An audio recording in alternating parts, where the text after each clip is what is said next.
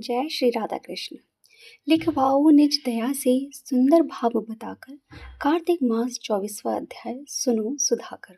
Friends, आज की इस वीडियो में हम कार्तिक मास महात्म्य की कथा का 24वां अध्याय सुनेंगे।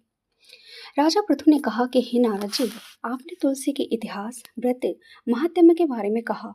अब यह बताने की कृपा करें कि कार्तिक मास में क्या और भी देवताओं का पूजन होता है।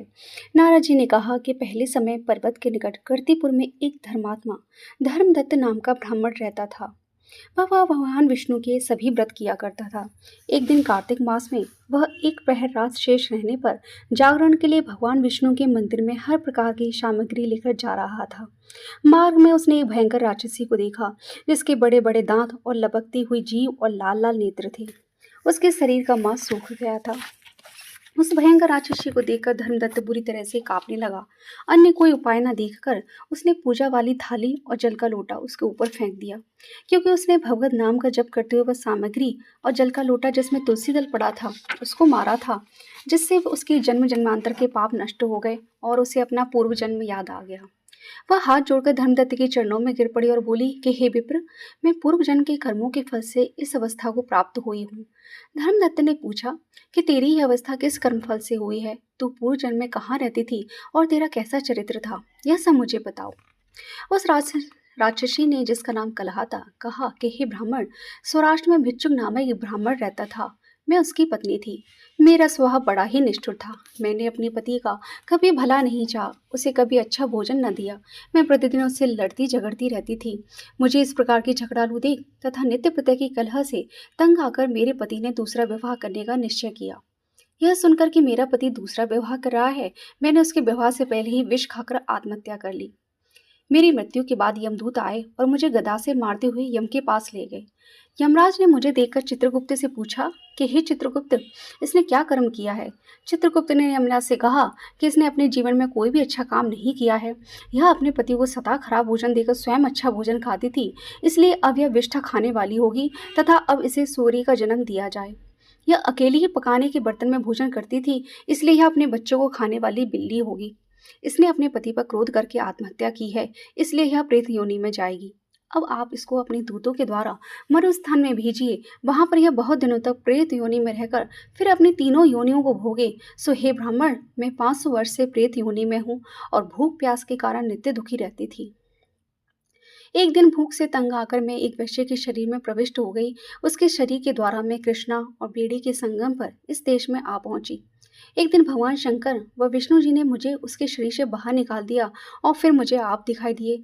आपके लोटे में तुलसी और जल का छींटा मेरे ऊपर पड़ा, जिससे मेरे सब पाप नष्ट हो गए हैं।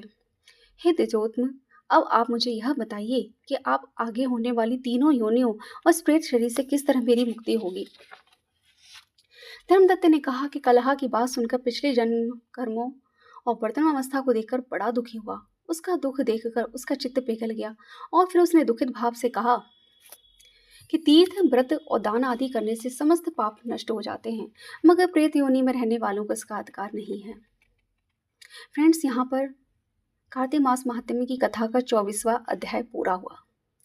सुना प्रश्न ऋषियों का और बोले सूत जी ज्ञानी। 25वां अध्याय में सुनो श्री हरि की सच्ची वाणी। ब्राह्मण ने कहा, क्योंकि तुमने तीनों योनियों में बहुत बड़े पाप करने वालों, तीनों योनियां जो तुम्हें प्राप्त हुई हैं वो बहुत बड़े पाप करने वालों को ही प्राप्त होती है। प्रेत योनि तो थोड़े पुण्य से नष्ट भी नहीं हो सकती, लेकिन तुम्हें इस योनि से मैं अवश्य छुड़ाऊंगा। इसलिए मैंने जो कार्तिक का व्रत किया है उसका आधा पुण्य मैं तुम्हें देता हूँ, क्योंकि यज्ञ, दान, तीर्थ सबके सब निश्चय ही कार्तिक व्रत के पुण्य के समान नहीं है। देव ऋषि नारद बोले कि हे राजन, इतना कहकर धर्मदत्त ने उसको ओम नमो भगवते वासुदेवाय यह द्वादशाक्षर मंत्र सुनाया और तुलसी का जल उसके ऊपर छिड़का। बस फिर क्या था, क्षण भर में वह प्रेत योनि से छूटकर प्रज्वलित शिखा के समान दिव्य रूप धारण कर लक्ष्मी के समान सुंदर हो गई। तब वह धर्मदत्त को दंडवत करके प्रसन्नता से बोली कि हे ब्राह्मण, आपके आशीर्वाद से मैं इस घोर नरक से छूट गई हूँ। मुझ पाप सागर में डूबती हुई के लिए आप नौका के समान हैं। एक दैदीप्यमान विमान लेकर आए। विमान के द्वार पर अप्सराएं और गण बैठे हुए थे। धर्मदत्त ने उनको देखकर प्रणाम किया। पुण्यशील और सुशील नामक भगवान विष्णु के गणों ने धर्मदत्त को अपने हाथों को ऊपर उठाकर उसका अभिवंदन करके कहा कि हे द्विजश्रेष्ठ, आप धन्य हैं जो सदा भगवान विष्णु के व्रत कथा और सेवा में लगे रहते हैं। आपने जो बाल्यकाल में पवित्र और शुभ कार्तिक व्रत किया था, उसके आधे फल से आपने कलहा के पूर्व जन्म के एकत्र पाप नष्ट कर दिए हैं।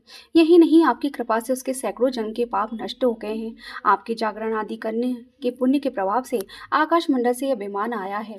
हे ब्राह्मण, अब आप हमारे साथ भांति भांति के भोगों से युक्त बैकुंठ में लिए जा रहे हैं। आपके दान पुण्य के प्रभाव से यह भगवान विष्णु के पास रहेगी। आप भी इस जन्म के बाद अपनी दोनों स्त्रियों सहित बैकुंठ में विष्णु जी के पास रहेंगे और मुक्ति को प्राप्त करेंगे। हे दयासागर, वे मनुष्य धन्य है और जन्म उन्हीं का फलीभूत है जिन्होंने तुम्हारी तरह विष्णु जी की भक्ति की है, क्योंकि भगवान विष्णु अपने भक्तों का भला क्या नहीं देते। जिन्होंने प्राचीन काल में उत्तानपाद के पुत्र को ध्रुव पर पहुंचाया, जिसके सुमरन मात्र से प्राणियों की मुक्ति हो जाती है। प्राचीन काल में विष्णु जी ने केवल अपने नाम के स्मरण से ही आप द्वारा पकड़े हुए हाथी को हस्ती योनि से मुक्त करके जय नाम देकर अपना पार्षद बना लिया। तुमने उन्हीं विष्णु जी की सेवा की है, इसलिए तुम अपनी दोनों स्त्रियों सहित 1000 वर्ष तक भगवान विष्णु के पास निवास करोगे। जब तुम्हारा पुण्य क्षीण हो जाएगा, तब तुम सूर्यवंश में अपनी दोनों रानियों के साथ राजा दशरथ के नाम से प्रसिद्ध होगे, तथा यह कलहा तुम्हारे आधे पुण्य की भागीदार हुई है, अतः यह तुम्हारी तीसरी भार्या होगी। वह भगवान विष्णु के पुत्र के रूप में तुम्हारे पास रहेंगे और देवताओं का कार्य करेंगे। विष्णु जी को प्रसन्न करने वाले तुम्हारे कार्तिक व्रत से अधिक महत्व यहाँ दान तीर्थ आदि और कोई भी नहीं है।